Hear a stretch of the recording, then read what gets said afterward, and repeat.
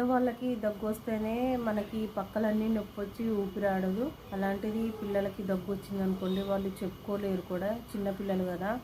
ఇంకోటి ఏంటంటే చిన్నోడైతే బాగా వీక్ అయిపోయిండు, వాడు ఏం చెప్పుకోలేడు కదా. వీడన్నా కొంచెం చెప్పగలుగుతాడు కానీ వాడు ఏం చెప్పుకోలేడు కదా. పాపం దగ్గి దగ్గి వాడు గొంతంతా బొంగురిపోయింది, ఏమీ తినలేకపోతుండు. కొంచెం ఉగ్గన్నం అన్నా తినేటివాడు, అలాంటిది ఆ ఉగ్గన్నం కూడా తినలేకపోతుండు. వీళ్ళిద్దరిని చూస్తుంటే నాకేమో ఏదోలా అనిపిస్తుంది. ఎందుకంటే పిల్లలు యాక్టివ్గా ఉంటేనే ఏదన్నా చేయగలం, మనం మంచిగా అనిపిస్తుంది.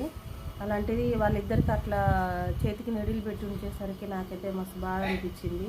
సరేలే రాగానే వాడికి కొద్దిగా ఉగ్గన్నం తినిపించాను, వాడు మా తమ్ముడు తీసుకొని వెళ్ళాడు అన్నీ. ఇంకా వీడు నేను రాను ఇక్కడే ఉంటానని చెప్పేసి అంటే సరేలే చపాతీ అన్న తింటాడు కదా అంటే చూడండి ఎంత నీరసంగా వాలిపోతున్నాడో. ఫ్రెండ్స్, పిల్లల పట్ల కొంచెం జాగ్రత్తగా చూసుకొని జాగ్రత్తగా ఉండండి. వాటర్లోకి అస్సలు ఎక్కువగా వెళ్ళనివ్వద్దు.